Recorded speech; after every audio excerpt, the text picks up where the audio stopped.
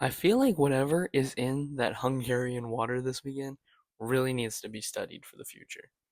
Because that racing wise had to be the most boring race ever, and yet I was on the edge of my seat the entire race. So I guess the first thing to review would be the 1-2 of the McLarens. With Oscar Piastri leading the charge after this weekend, he just couldn't do a race without any drama, huh? Seriously though, they did both of their drivers kind of dirty. Forcing Lando Norris to give up the position that they gave him to cover up Lewis Hamilton was pretty messed up. Lando Norris has been with the team for 5 years. He's only won one race, and that was this year, which is fine. But when he's your leading candidate, he is number 2 in the championship, and he has a lot of points to make up. If you pit him first, you gotta let him take the win. That being said, the decision wasn't fully wrong, because Oscar Piastri is the one who deserved it, or at least deserved to be able to race his teammate. But that's what everyone's gonna say on it. You're gonna keep hearing that for the rest of the week until the Belgium Grand Prix. So I guess the other topic would be whatever move Max Verstappen thought he could pull on Hamilton. No, I mean, like, seriously though? What? That was. Max was a few miles away. I mean, Max gets a little upset at his team for. I don't know. Did they all go to a boxing match or something and they just started fighting each other the night before? Because this was ridiculous.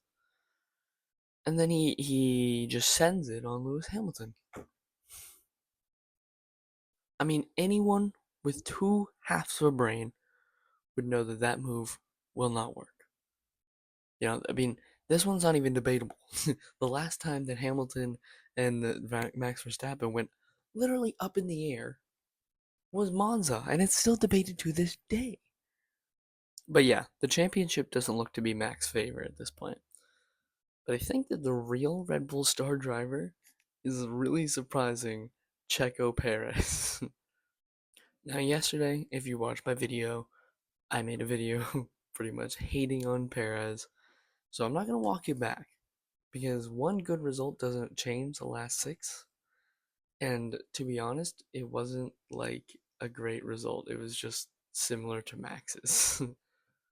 That being said, if he's able to do the exact same thing, preferably without the Q1 exit, next weekend, he can probably keep his job the summer break.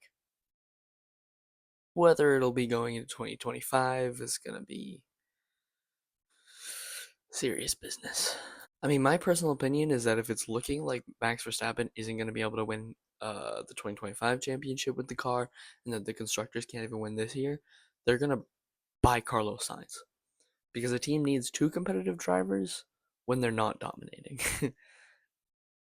which is going to cause real issues for McLaren pretty soon because what a great showing from the both of them. And there's no Hamilton Bottas situation where we used to see that with Hambot Ver,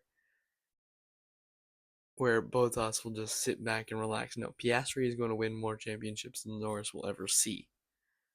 Just not yet. Seriously though, everyone's going to question Oscar Piastri on why he didn't celebrate, uh, on why it was so melodramatic, why it will never be a big deal. Um, and what a screwy way to give a man his first win.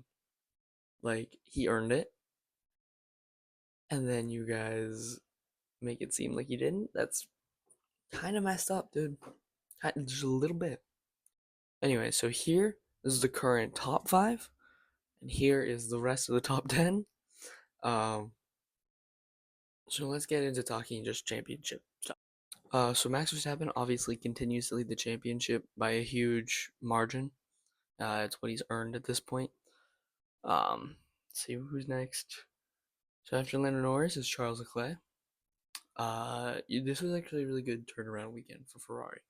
I think that the constructors' championship that they wanted after Spain and Monaco, not Spain, Australia, is gone. I don't think they have any chance now. They've officially been taken over by McLaren in the Constructors' Championship, so we're gonna see that by the end of the year. Then followed by Carlos Sainz, who probably will be in fifth after Spa, because I can only imagine that Oscar is just gonna keep on rolling. Hopefully we won't disrupt Lando Norris, but Oscar Piastri will be coming from the depths of hell to beat everyone. Coming in at sixth is Lewis Hamilton, who I think we'll also see in fifth or fourth place by the end of the season if the Ferraris continue to fall off, even though they had a good weekend. It's just one. We'll see how it goes. Um, then Perez, I think he's just going to keep falling because I don't think he's going to get any more top fives for the rest of the season. He might be able to stay consistent in the top 10, but not top five. George Russell will continue to see improve because I think Mercedes is back for the long run. Um, Fernando Alonso and Lance Stroll, I couldn't really care less, to be honest with you. But to be honest, regardless of all of the bickering that happened over at McLaren, I think that the biggest takeaway of this, race would be the fact that Max Verstappen and his engineer are not on good terms. And that might show the fact that Max Verstappen is genuinely worried about a title fight. Like, we have no idea where this car actually ranks right now because Max Verstappen is just good. But if he can't keep results, who knows if this car is like below Ferrari right now? Like, we really don't know. Which is funny because I made a video called Checo or Perez is winning, which basically said that by the end of the year, he'll be going to a mid team, possibly into 2025, or maybe he gets a seat at V Carb for the rest of the season. Um, and he's good at midfield teams. So if Red Bull becomes a midfield team, they win. Checo is gonna be on top. But yeah, props to the McLaren team for making this an actually exciting Monaco Grand Prix, because that's pretty much what this would have been without all that insane BS. um, and I'll see you tomorrow. Peace.